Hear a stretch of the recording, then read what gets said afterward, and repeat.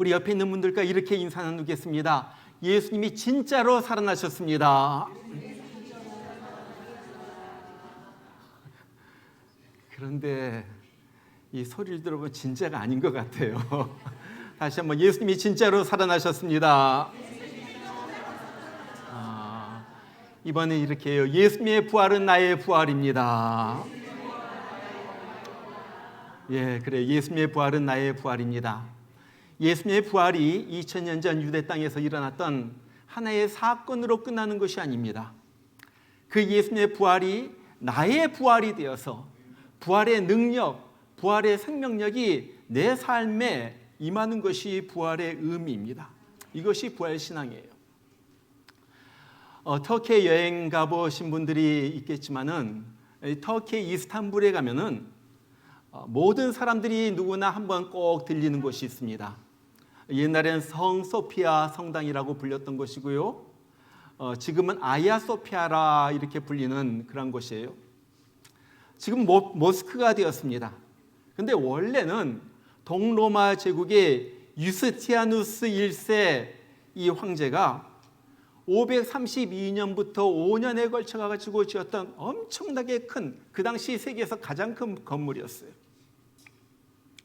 그렇게 큰 예배당이었는데 거기에서 아주 중요한 문서 하나가 발견이 되었습니다. 그 문서의 제목은 예수의 체포와 신문 및 처형에 관하여 가이사에게 보낸 빌라도의 보고서라는 이런 제목의 그런 문건이었어요. 이것은 예수님의 사형을 집행한 이 빌라도 총독이 그 당시 로마 황제였던 티베리우스 황제에게 무슨 일이 일어나고 있었고 지금 어떠한 일이 벌어지고 있는가, 유대 땅에 무슨 일이 일어나고 있는가 하는 것을 소상히 적은 하나의 보고서입니다. 거기 보면 이렇게 시작해요. 가깝게 문안드립니다. 제가 다스리는 지역에서 최근 수년 동안에 일어난 사건은 나라의 운명까지도 변하게 할지도 모르는 일이기에 가깝게 소상히 알려드리고자 합니다. 그러면서 그 당시 유대 땅에서 예수님이 사셨고 예수님이 죽은 유대 땅에서 무슨 일이 일어났던가 하는 것을 자세하게 설명을 해요. 그리고 그 내용이 거의 성경의 내용과 일치합니다. 그리고 나서 그 끝부분에서 이렇게 말하는 거예요. 나는 원치 않았지만 폭동이 무서워서 희생양으로 예수라는 청년을 십자가에 처형했습니다. 그리고 다 끝난 줄 알았는데 더 큰 혼란에 빠지게 되었습니다. 그 이유는 그가 부활했기 때문입니다. 무덤은 비었고 제자들은 용기를 내서 예수가 부활했다고 전파하고 있습니다. 십자가 옆에서 마르쿠스가 말한 것처럼 이 사람은 하나님의 아들이었다고 나는 말하고 싶습니다. 각하, 이것은 제가 할 수 있는 한 사실대로 기록한 것입니다. 각하의 가장 충실한 신하 본디오 빌라도. 자, 여러분은 예수님의 부활을 어떻게 생각하세요? 어떤 사람은 그렇게 말해요. 야, 사람이 죽었다가 어떻게 다시 살아나? 그냥 예수가 하도 맞아가지고 기절했다가 깨어난 거겠지. 또 어떤 사람은 그렇게 말해요. 제자들이 예수님 찾아간다면서 엉뚱한 남의 빈 무덤을 찾아가 놓고서 예수님께서 부활하셨다고 소문냈다. 어떤 사람은요, 제자들이 예수님 죽은 다음에 너무 슬퍼하다가 집단적으로 이 정신이 돌아가지고 예수님이 부활하시는 환상을 봤다. 또 어떤 사람은 그래요. 제자들이 몰래 가가지고 예수님의 시체를 훔쳐낸 다음에 그 다음에 예수님이 부활하셨다고 소문을 낸 거야. 여러분 정말로 그랬을까요?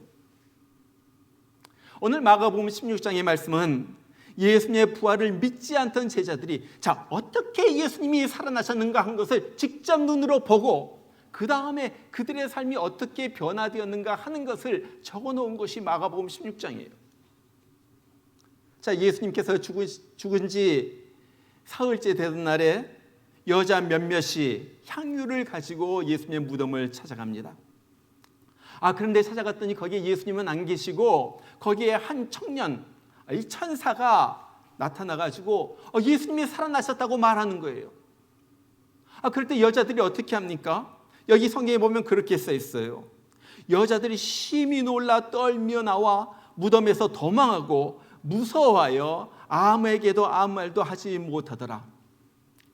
여러분, 이분들에게조차도 예수님의 부활은 전혀 예상하지 못했던 일이었다 하는 거예요. 예수님이 살아날 것을 기대하지도 않고 믿지도 않고 그냥 예수님 무덤을 갖다 찾아갔다가 이 일을 당한 거예요. 그러니까 얼마나 놀랐겠어요. 그들 중에 한 명인 이 막달라 마리아가 제자들에게 가서 말합니다. 자, 우리가 무덤에 갔는데 예수님은 부활하시고 거기 안 계셨어. 그러다가 예수님께서 우리에게 나타나셨어. 그래가지고 예수님이 부활하셨다 말하니까 제자들이 반응이 어떻답니까? 오늘 11절은 그렇게 말해요. 믿지 아니하니라. 한마디로 믿지 아니하였다. 이야기가 계속 이어집니다. 그 다음에는 시골로 내려가던 두 제자들에게 예수님이 부활하신 예수님이 나타나셨어요. 그 제자들이 예수님 만나고 나가지고 급히 돌아와가지고 이 숨어있는 다시 그 11 제자에게 와가지고 말하죠. 우리가 예수님을 만났다.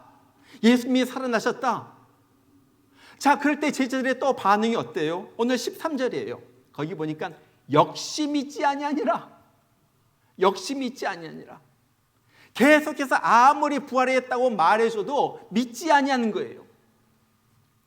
자, 이렇게 여러 사람이 예수님을 만나고 예수님이 부활하셨다고 말해도 믿지 아니하니까 예수님이 이제 직접 제자들이 있는 곳을 찾아오셨습니다. 그리고 나서 야단을 치는 거예요. 이놈들 그렇게 못 믿느냐? 꾸짖었다고 그러죠. 오늘 14절에 보니까 그렇게 말해요. 저희의 믿음 없는 것과 마음이 완악한 것을 꾸짖으시니. 여러분 보세요. 마가복음 16장에 나오는 예수님의 제자들 중 그 예수님의 부활을 기대한 사람은 아무도 없었어요. 예수님이 살아날 것이라고 믿은 사람은 한 사람도 없었단 말이에요. 예수님이 살아계신 동안에 그들과 함께 어울리면서 여러 번 그렇게 말씀하셨어요. 내가 죽었다가 3일 만에 살아나리라. 그렇게 여러 번 말씀하셨는데도 불구하고 예수님이 정말로 살아나셨어? 못 믿어. 예수님의 부활을 믿은 제자는 아무도 없었다는 거예요. 자, 그런데 이런 제자들이 예수님의 부활을 목격하고 완전히 변화가 되었어요. 이제는 다른 사람들이 나타나가지고 예수님이 부활하셨다. He is risen. My Jesus, my Lord Jesus has resurrected. 그러면서 외치고 다니는 거예요. 그것뿐만 아니라 유대 땅뿐만 아니라 다른 나라까지 가가지고 예수님이 부활하셨다.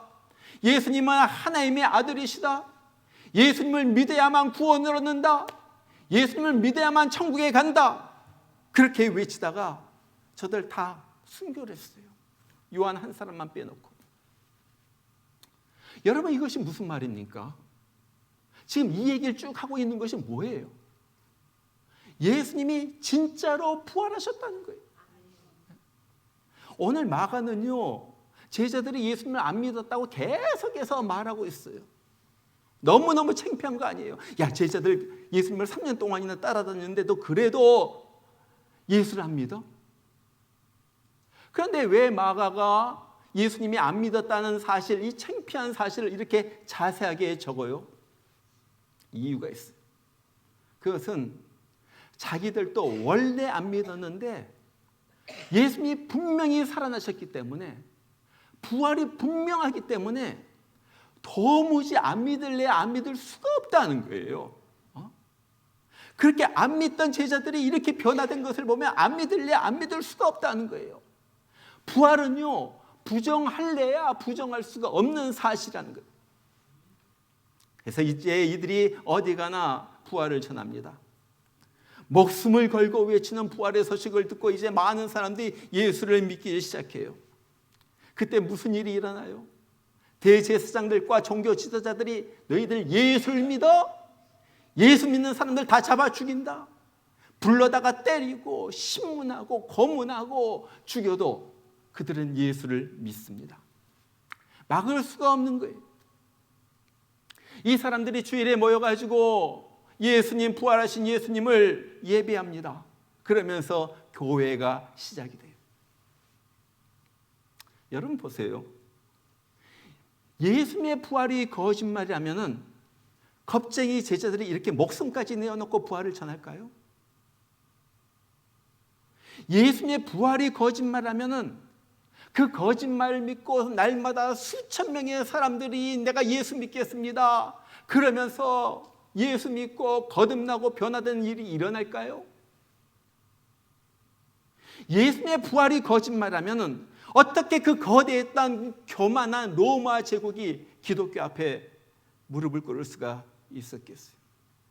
다른 말로 말하면은 예수님의 부활은 100% 사실이라는 거예요. 99.99%가 아니라 완전히 100% 사실이라는 거예요. 여러분, 성경을 떠나서도 수많은 역사학자들, 고고학자들, 법학자들이 예수의 부활이 사실이라고 증언을 합니다. 그 중에 한 명이 이 사이먼 그린리프라는 분이에요. 하버드 대학교 로스쿨 법대 교수였고요. 미국에서 아주 유명한, 그냥 법대 교수가 아니에요. 아주 유명한 그 뛰어난 석학, 그 사이먼 그린리프 교수가 그런 말이에요. There is more evidence for the historical fact of resurrection of Jesus Christ than for just about any other event in history. 인류 역사상 어떤 사건에 대한 증거보다도 예수 그리스도의 부활에 대한 역사적 증거가 더 많다. 더 많다. 예수가 부활했다는 그 증거가 차고 넘친다는 거예요. 교회를 떠나서, 성경을 떠나서 세상 사람들이 말하는 것도 예수는 부활하셨다. 증거가 넘쳐난다. 예수는 확실히 부활하셨다. 지금 그걸 말하고 있는 거예요. 그러면은 예수의 부활을 믿는 사람들은 어떻게 살아야지 된다는 거예요? 정말로 우리가 예수를 갖다 믿는다면 어떤 삶을 살아야지 되는가 하는 거예요. 자, 첫 번째는요, 예수님이 부활하신 것처럼 나도 부활한다는 것을 믿어야지 돼요. 이것이 부활신학이에요. 예수님의 미국의 신학자들 가운데 예수의 부활을 오랫동안 연구한 제이 하버마스라는 이 교수님이 계세요. 뛰어난 분이죠. 이번에 박사학위 논문도 예수님의 제자에 대해서, 그 부활에 대해서 썼어요. 그리고 그 다음에 예수의 부활에 대해서만 7권의 명저를 갖다 남깁니다. 그런데 한 번은 이 예수의 부활을 부인하는 무신론자 앤토니 풀러라는 교수와 함께 공개 토론을 하게 됐어요. 디베이트를 하는 거예요. 하버 박사는 예수를 철저하게 믿는 그런 신학자였고, 이 앤토니 풀러는 예수를 절대 안 믿는 무신론자였어요. 자, 이 사람 둘이 모여가지고 정말로 예수는 부활했는가? 이걸 가지고 토론을 벌이는 거예요. 그리고 이 토론을 위해서 미국에서 유명한 여러 대학에서 온 5명의 교수를 갖다가 초청했습니다. 이 교수는 당신들이 그냥 믿는 믿음을 떠나가지고 중립적인 입장에서 누구의 말이 더 설득력이 있고 논리적이고 학구적인지, 그리고 누구의 말이 더 사실인지 당신들이 한번 아주 공정하게 판단을 해주세요. 토론이 끝나고 결과가 나왔는데 5명의 교수 중에서 4명이 하버 박사의 말이 훨씬 더 설득력이 있다. 손을 들어줬어요. 그것뿐만 아니라 이 부활했다는 사실을 갖다가 이 토론하는 것을 보고 거기에 모여있는 많은 청중들이 예수를 믿게 되었어요. 야, 예수는 분명히 부활했음에 틀림없다. 예수는 살아나셨다. 이 예수를 믿어야지 되겠다. 예수의 부활을 갖다 믿게 된 거예요. 자, 그런데 그의 아내가 오랫동안 앓다가 보니까 위암에 걸린 거예요. 너무 늦었어요. 손을 쓸 수가 없어요. 아내는 모든 치료를 갖다가 이제 포기할 정도가 돼가지고 죽을 날을 기다리고 있는 거예요. 아직도 어린 자녀가 4이나 있는데 내가 그토록 사랑하는 내 아내가 위암으로 죽는다는 사실을 보니까 너무 마음이 아파요. 어느 날 자기 아내는 2층 침실에서 침대에 누워있고 자기는 혼자 아래층 거실에서 이렇게 있는데 자기 제자들 여러 명의 자기가 가르친 신학생들에게서 전화가 걸려옵니다. 근데 이상하게 걸려오는 전화들마다 이런 얘기를 하는 거예요. 교수님, 사모님 너무 많이 아프시죠? 너무 많이 아프시지만은 그래도 예수님이 부활하셨다는 사실이 위로가 되고 힘이 되지 않아요? 이 교수는 이 전화를 받고서 정신이 번쩍 들었다고 해요. 자기가 예수의 부활에 대한 책을 7권이나 쓰고 평생 예수의 부활을 가르쳤지만은 막상 아내가 죽어가자 죽음을 앞두고 정말 부활이 없는 것처럼 그렇게 자기가 고통에 몸부림치고 있었던 거예요. 그리고 다시 정신을 차리죠. 비록 내 아내가 죽는다 할지라도 주님이 부활하신 것처럼 때가 되면 내 아내도 반드시 부활할 거야. 그것뿐만 아니라 나도 언젠간 죽을 것이고 예수님처럼 나도 새 몸으로 부활하게 될 거예요. 그런데 내가 왜 내 아내를 영영 못 볼 것처럼 이렇게 낙심하고 힘들어해? 여러분, 바로 이거예요. 바로 이거예요. 우리 모두는 다 예수의 부활을 믿는다고 합니다. 다 난 예수의 부활을 믿습니다. 그런데 교리로 믿는 것, 머리로 믿는 것과 부활 신앙을 가진 것은 완전히 다른 거예요. 알아요? 네? 여러분, 부활 신앙이 무엇입니까? 예수님이 부활하셨기 때문에 나도 부활한다는 거예요. 쉽게 말하면 죽어도 산다 하는 거예요. 그리고 이것을 실생활에서 살면서 누리는 거예요. 이것이 부활 신앙이에요. 여러분, 부활은요, 신약 성경에만 나오지 않아요. 구약 성경에도 보면 곳곳에서 정말로 하나님의 신실한 사람들이 부활할 것을 바라보고 여러 가지 삶의 어려움을 갖다가 이겨내요. 욥기에서도 나오고요. 이사야, 다니엘, 호세야, 이런 구약의 인물들 한 가지 가진 것, 부활의 소망 가지고 그 어려움을 갖다 다 이겨내요. 그 중에 한 명이 다윗이었어요. 여러분, 시편 71편을 보면은 다윗이 정말로 말할 수 없는 공경에 처했어요. 악한 자들이 다윗을 갖다가 잡아먹으려고 덤벼드는 거예요. 잡아서 죽이겠다 하는 거예요. 그러면서 막 쫓아다녀요. 사람들은 다윗을 향하여 저 사람은 이제 끝났다. 소망이 없다. 이제 죽은 목숨이나 다름이 없다. 다들 그렇게 얘기합니다. 정말 죽을 것 같은 희망이 조금도 보이지 않는 이때에 다윗이 뭐라고 합니까? 14절에 보면 그래요. 나는 항상 소망을 품고 주를 더욱 찬송하리이다. 나는 항상 소망을 품고 주를 더욱 찬송하리이다. 자, 소망을 품는다고 했는데 무슨 소망이에요? 그 다음에 이렇게 나와요. 우리에게 여러 가지 심한 고난을 보이신 주께서 우리를 다시 살리시며 땅 깊은 곳에서 다시 끌어올리시리이다. 물론 이것이 두 가지를 의미해요. 지금 죽을 것 같은 환경에서 하나님께서 나를 건져주신다는 의미예요.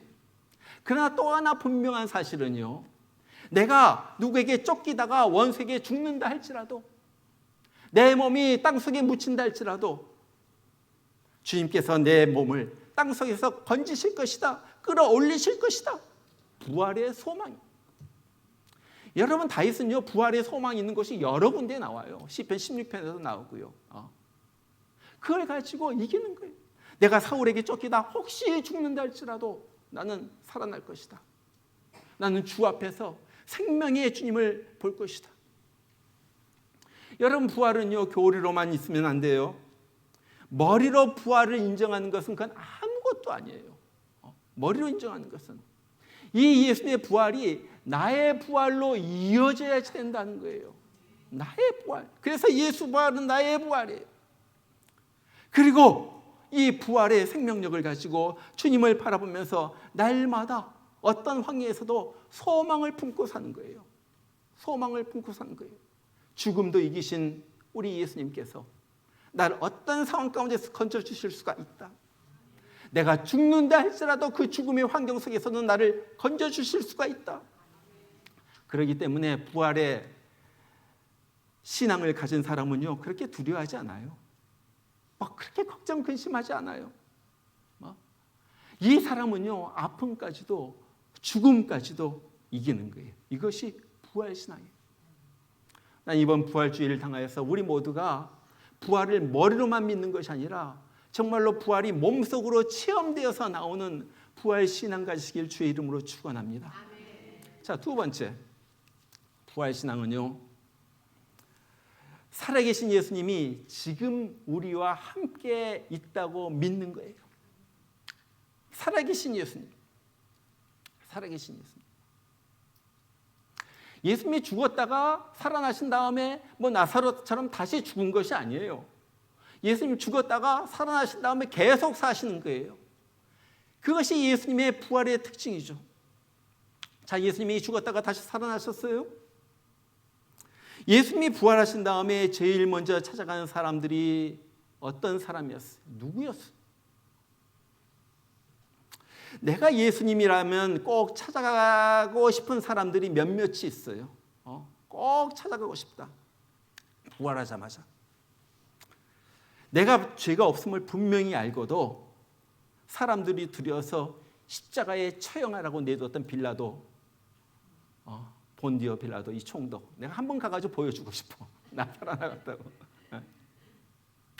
그 다음에 내가 하나님의 아들이라고 그랬다고 신성 모독했다고 이를 갈며 덤벼들고 그래가지고 나를 죽이도록, 그렇게 처형장에 끌려가도록 그렇게 나를 넘겨주었던 이 대제사장 안나스와 가야바, 이놈들한테 내가 꼭 보여주고 싶어. 나 진짜 보여주고 싶어. 또 하나, 내가 잡혀갔을 때 법정에서 내 눈을 가리고 나가지고 내 뺨을 갖다가 때리면서 너 메시아면 누가 널 때렸는지 한번 알아맞혀봐라. 그렇게 놀렸던 이 로마 부인, 그래 네가 내 뺨을 때렸지? 너 한번 나한테 맞아볼래?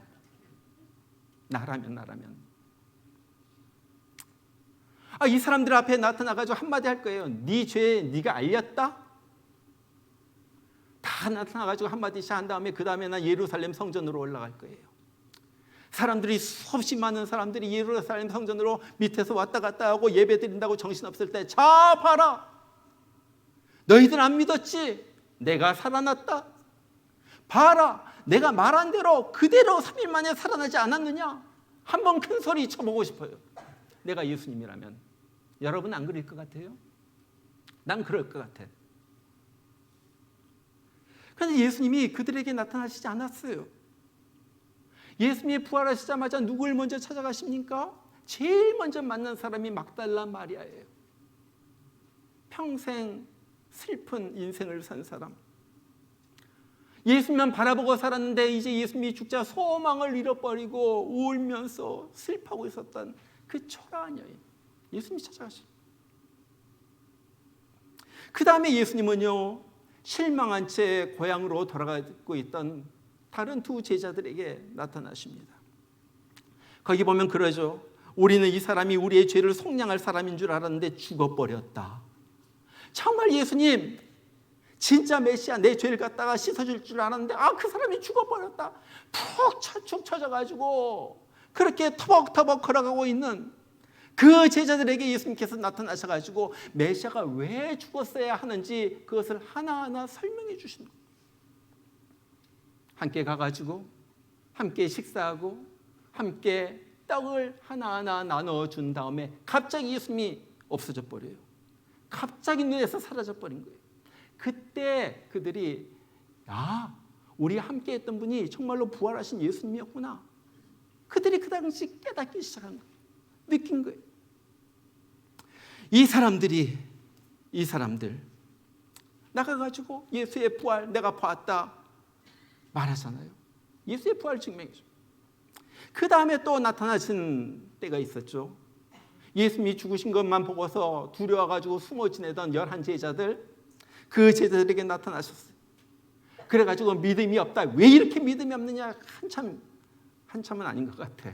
나 같으면 한 1시간 정도 막 신문을 했을 때인데 예수님 그냥 꾸짖은 다음에 놀라운 말씀하세요. 너희는 온 천하에 다니며 만민에게 복음을 전파하라. 뭐예요? 새 비전을 주시는 거예요. 새 사명을 주시는 거예요. 여러분, 이 사람들 겁쟁이에요. 배반자예요. 두려워가지고 숨어 떨면서 저쪽에 숨어 있던 바로 그런 사람들이에요. 그런데 예수님은요, 이 겁쟁이들, 이 배반자들에게 만민에게 가가지고 복음을 전하라, 이 말을 하는 거예요. 이 사람들 제자들 어떤 사람이었어요? 갈릴리 총구석에서 저쪽에서 옹기종기 모여 살던 그런 사람들이에요. 배우지도 못했어요. 그렇다고 인격이 훌륭한 것도 아니에요. 뭐 세상에 내세울 거 하나도 없어요. 그런데 이 사람들에게 야, 너희들 이제 유대 땅 예루살렘에만 있지 말고 전 세계로 퍼져나가. 그리고 내가 부활했던 사실을 반드시 전해. 새로운 비전을 주신 거예요. 새로운 비전. 너희들 외국어 못한다고 걱정하지 마. 내가 너희들에게 권능을 줄 거야. 권능을 줄 거야. 어떻게 복음을 전했는지 모르겠어요. 더 많은 인디아까지 갔다고 했는데 인도말 어떻게 전했는지 모르겠어요. 그 당시 구글 트랜슬레이터도 없었는데 아무튼 어떻게 해서든지 복음을 전했어. 예수 믿는 사람들이 늘어났어. 그리고 나가지고 더 많은 거기에서 하나님 앞에 자기 몸을 드리면서 순교한 거예요. 여러분, 이들 배우지도 못한 사람, 형편없는 사람, 정말 세상적으로 별 볼 없는 사람들이었지만은 하나님은요, 부활의 능력을 주셔서 정말로 수많은 사람들을 구원하는데 이들을 사용하신 거예요. 여러분, 이것이 기가 막힌 거예요. 우리 부활하신 예수님께서 특별히 잘난 사람, 대제사장 같은 사람, 바리새인들 찾아가지 않았어요. 낙심한 자, 두려움 속에 떨고 있는 자, 슬픔에 빠져 있는 자, 이 사람들 찾아가가지고 새로운 마음을 주시고 새 꿈을 주시고 새 힘을 주시고 새 비전을 주시고 새로운 인생을 갖다 완전히 만들어버린 거예요. 여러분, 예수님께서 부활하셨다는 것은 예수님이 지금도 살아계시다는 말이에요. 예수님이 살아계시다는 말은 예수님이 지금도 우리 삶 가운데서 역사하신다는 말이에요. 일하고 있다는 말이에요. 그렇기 때문에 우리는 어떤 일이 있어도 낙심하면 안 돼요. 낙심하면 안 돼요. 우리가 어떤 절망적인 환경 가운데 있어도 주님의 부활하심을 보면서 희망을 가져야 할 이유예요. 우리 교회사에 전해져 내려오는 아주 유명한 이야기가 있죠. 어느 날 종교개혁을 하던 마틴 루터가 너무나도 이 종교개혁, 사람들이 자기를 죽이려고만 하고 그러니까 너무 힘들어가지고 심한 우울증에 빠졌어. 먹고 싶은 것도 없고 밥맛도 없고 잠도 못 자고 몸에 힘이 쭉쭉 빠지면서 아무것도 하고 싶지도 않고 죽어버렸으면 좋겠다. 이렇게 축 처져 있는 그의 아내가 그에게 이 한마디를 하죠. 여보, 예수님이 죽었어요? 왜 그렇게 낙심해가지고 앉아있어요? 아니, 예수님이 죽었어요? 왜 이렇게 우울한 채로 그렇게 앉아있어요? 이 말을 듣고 루터가 힘을 얻죠. 그래가지고 그래, 예수님이 살아계시는데 내가 왜 이렇게 우울해지고 있어? 예수님이 부활하셨는데 왜 이렇게 절망 가운데 낙심하고 그러고 있어? 힘을 얻어가지고 종교개혁을 갖다 일으킵니다. 그리고 세계 역사를 갖다 바꿔놓는 거예요. 여러분, 우리는 죽은 예수님, 과거의 예수님을 믿는 것이 아니에요.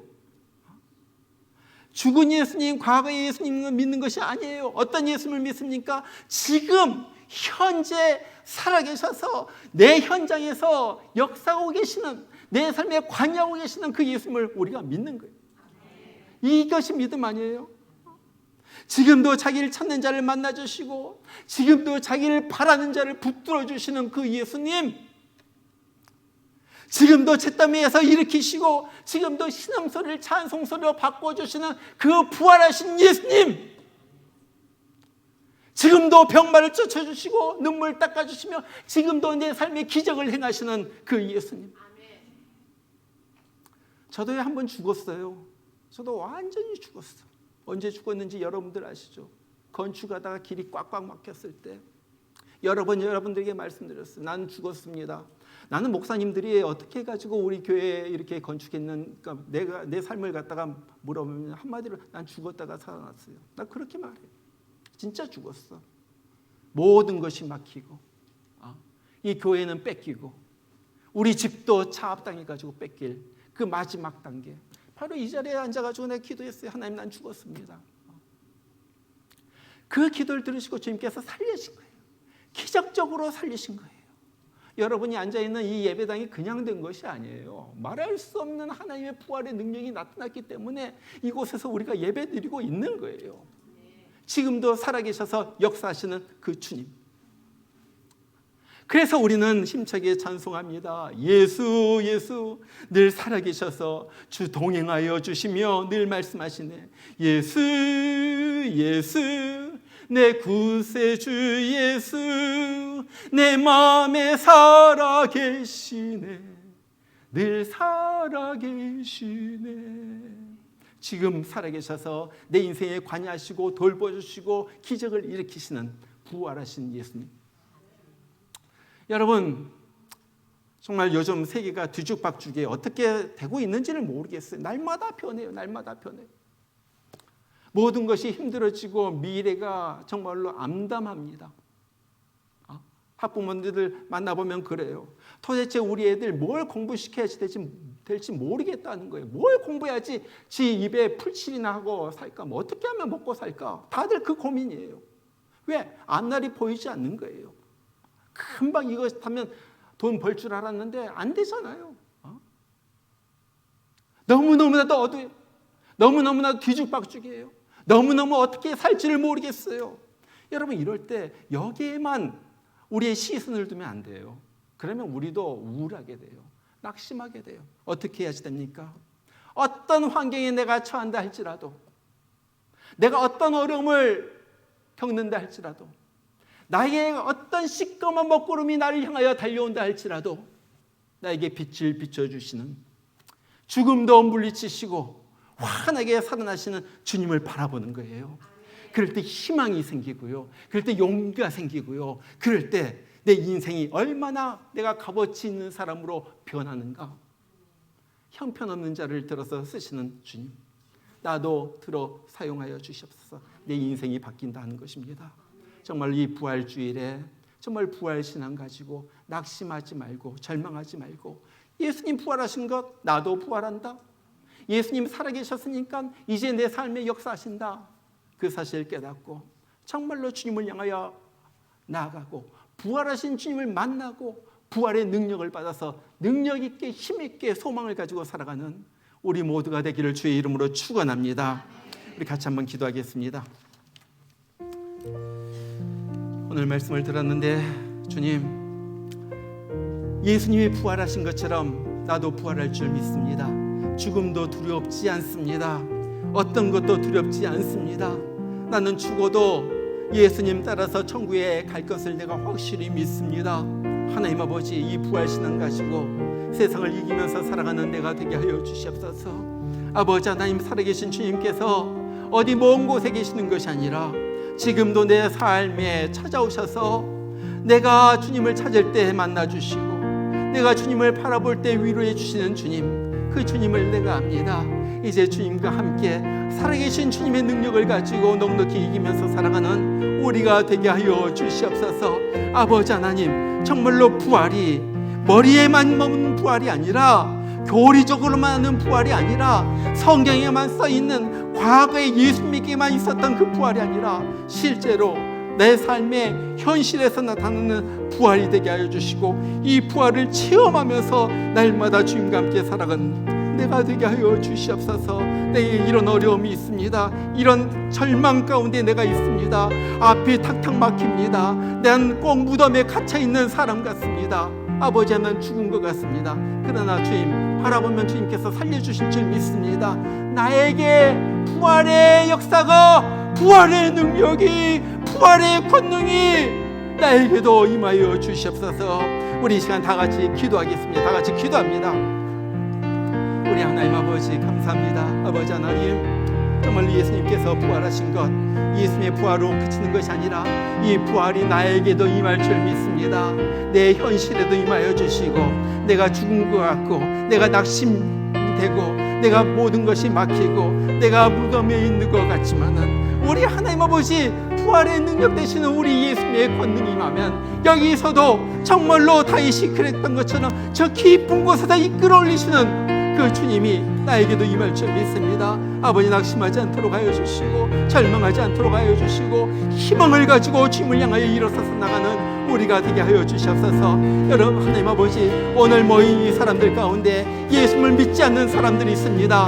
예수님의 부활을 모르는 사람들이 있습니다. 천국도 모르고 지옥도 모르고 있는 사람들이 있습니다.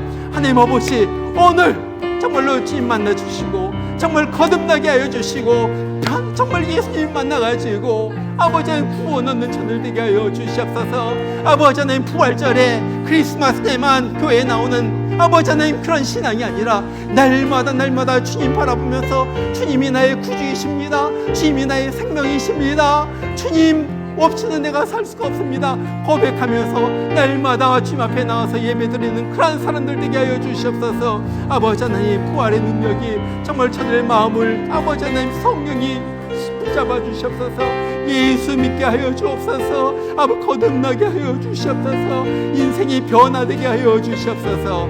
우리 하나님 아버지, 다른 인생을 살아가게 하여 주시고, 아버지 새로운 인생을 살아가게 하여 주시고, 이제까지 살았던 인생이 아니라 새로운 비전을 가지고, 새로운 꿈을 가지고, 새로운 희망을 가지고 살아가는 저들 되게 하여 주시옵소서. 아버지 하나님, 감사합니다.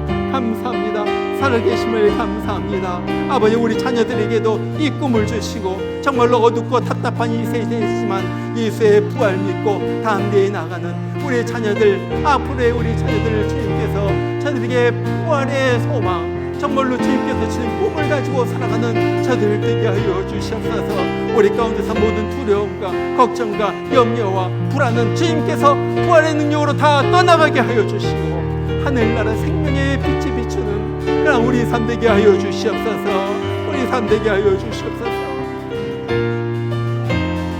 부활하신 구세주, 부활하신 내 주, 나 항상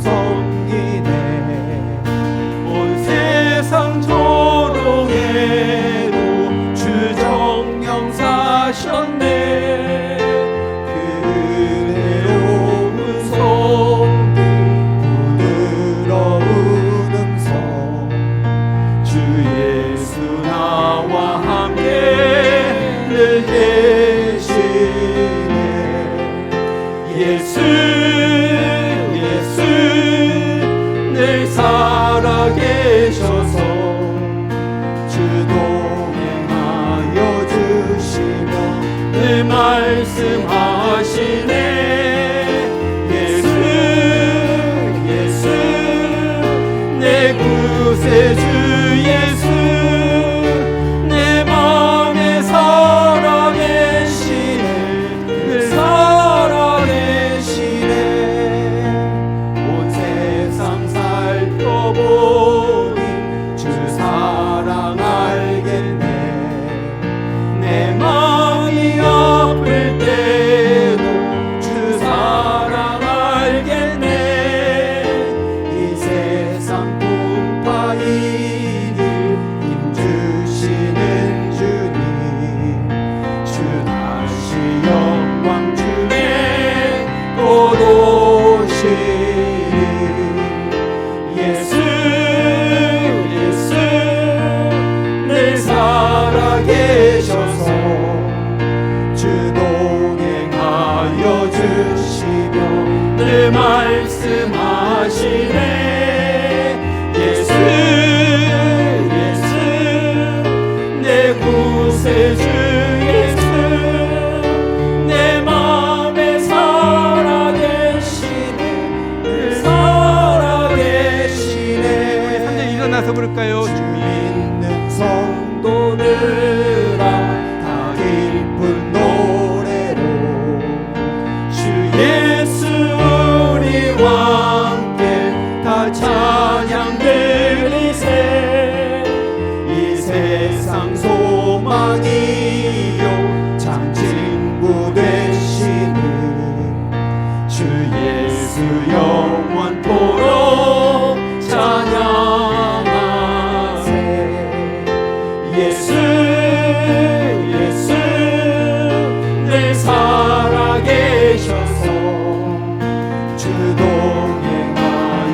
주시며 늘 말씀하시네.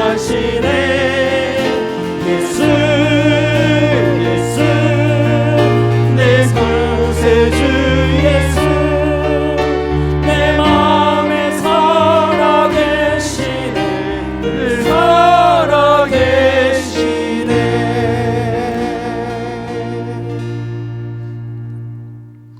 놀라지 말라. 너희가 십자가에 못 박히신 나사렛 예수를 찾는구나. 그가 살아나셨고 여기 계시지 아니하니라. 이제는 우리의 죄를 다 씻기 위하여, 그래서 하늘나라 백성을 만들기 위하여 이 땅에 내려오셔서 나의 죄, 나의 저주 다 담당하시고 십자가에서 죽으시고 약속하신 대로 3일 만에 부활하셔서 우리도 부활한다는 사실을 보여주신 예수 그리스도의 크신 은혜와 우리 하나님 아버지의 극진하신 사랑하심과 우리 마음속에 역사하셔서 예수님이 나의 구주이십니다. 나는 예수님의 부활을 믿습니다. 예수의 부활은 나의 부활이 되었습니다. 고백하게 하시는 성령의 역사심이 오늘 부활주일 예배에 나와서 내가 부활신앙 가지고 죽을 때까지 예수의 부활 생각하며 살겠습니다 다짐하는 귀한 주의 성도들 심령 가운데 이제부터 늘 함께 하시기를 주의 이름으로 축원하옵나이다. 아멘.